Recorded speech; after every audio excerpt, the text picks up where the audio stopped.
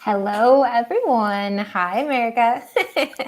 Hey. Welcome to another recap show here on Dojo Live this Monday, August 22nd.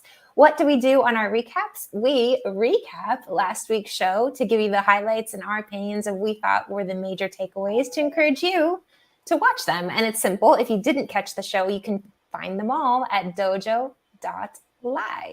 Cool. So last week we had 3 shows. Kicking us off was Carl Dietrich, CEO of Jump Aero, and he talked about the next aviation revolution and how the flying car can be achieved in a more practical way.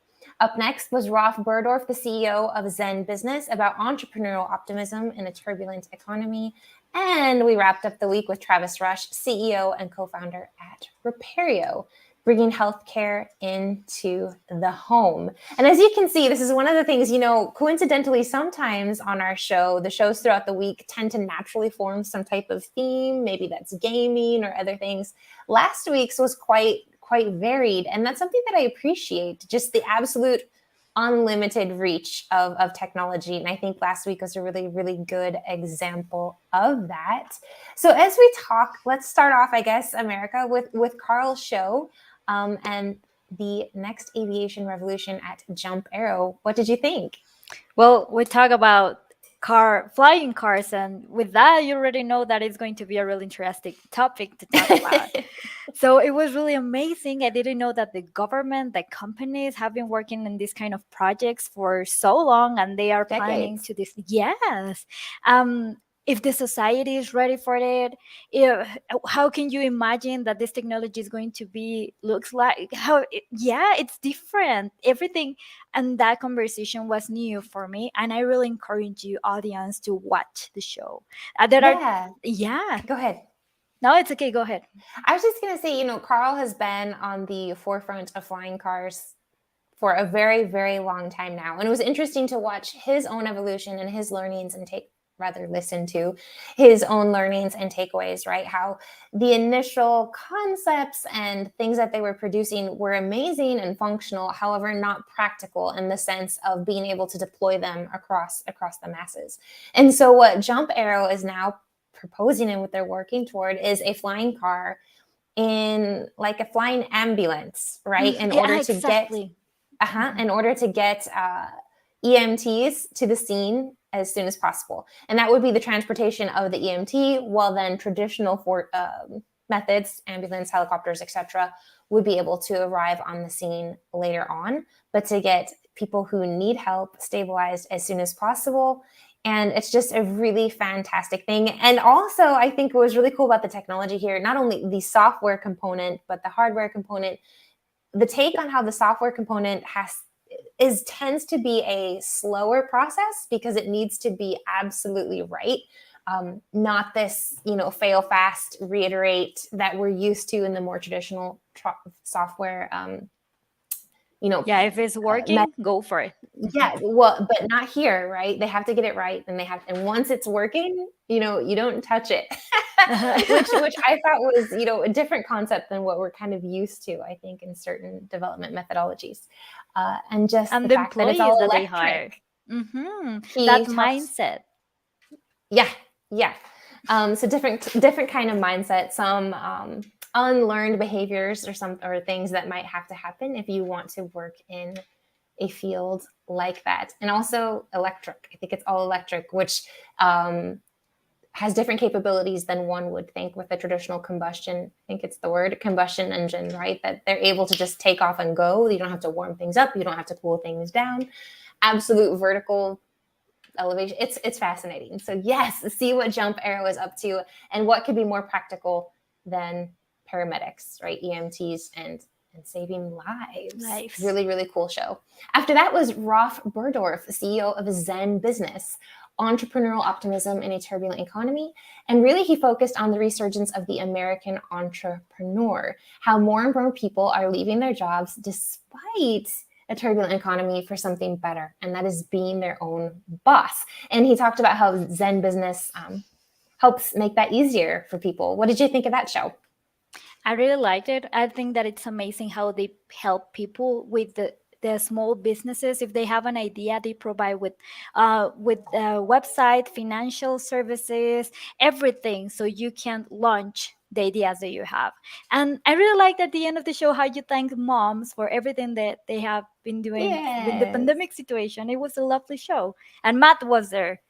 Yeah, I Matt enjoyed it. Perez got to co-host with that one, and it was a good show. I mean, like we said, Zen Business is really that one-stop shop for people who are looking to begin their entrepreneurial journey, and a lot of words of wisdom, inspiration there, and really the brand promise. And this is a big takeaway for me, and that is own what is yours. So when you Mhm. have the idea, when you know something's going to work, you have the passion, own it, right? And nothing better can come out of that. I really liked his takeaways also, that fear, he said fear is a lie. And I think Mhm. that's something that holds a lot of us back, myself included. And I thought that was an interesting concept. And just the company culture overall. And this part made me giggle. He said, we're either enlightened or we're crazy, but we don't care, right? It's working for them, and the way that they just have ownership across the board. And so if you are looking to step out on your own, check out the show, check out Zen Business, and Ross definitely has some words of wisdom for you. And wrapping up the week was Travis Rush, CEO and co-founder of Repario, bringing healthcare into the home and really touching on how employers primarily, but also patients and their stakeholders, can utilize at home or at work screenings to help address the healthcare needs of the workforce, as well as underserved populations. And really, the idea here is prevention being key, of chronic conditions and saving billions of dollars in healthcare costs. What did you think of that show, America? I know that one. Did I I call it, or did I hosted. call it? My internet bombed, and you got to finish up the show without me. You did great. Aside from that snafu, how'd it go? What did you think? Well, I learned about how there are companies. This is a startup, and I think that the idea of Travis on how they focus on at-home biometric screening, so you can have all your data, and you don't need to depend on someone to have that information. For example, if you want to schedule to go to the dentist, you already have that information, and you you have it, and it's something that is really intuitive for everybody. He mentioned that he tested on his His mother. 80-year-old mom. Yeah. Exactly. I love that too. And I think the focus here wasn't so much dentist scheduling or anything like that as Yeah, it preventative was an care example, and making it exactly. easy for people to do that.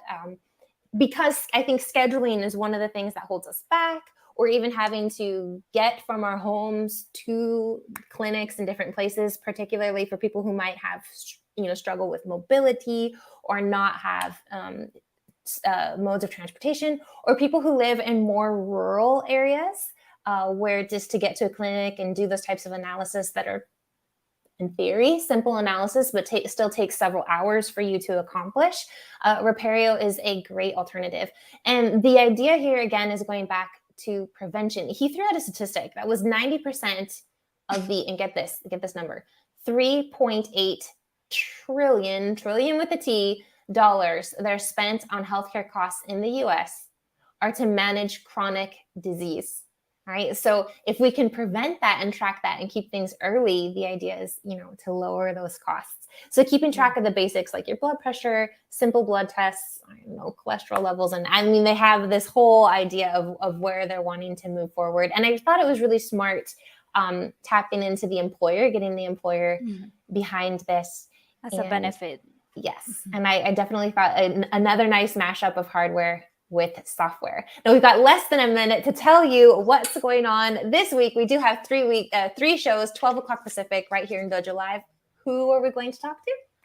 We are going to talk with Steve Thomas, CEO and co founder at Hack Notice. And we're going to talk about 3 reasons why your employees hate your security training program. Why are their security training programs broken, and what is the fix? And then we're going to have another show on Wednesday with Darren Myrna, I think. Mariner, Uh-huh. I think so. CEO and co-founder at Cloverleaf, and we're going to talk about how you can do your best work. That means, is there a best work that we are each designed for, and how do we find it? That topic is going to be on Wednesday at 12 p.m. Pacific.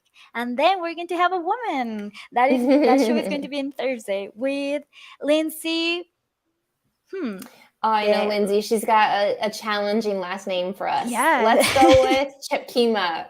Chip Kima, CEO and co-founder at Casted. The topic is going to be about turning creativity into marketing fuel. That's right. Cool. So don't miss it. We got 3 live shows for you this week, and see you then starting tomorrow. Bye for now.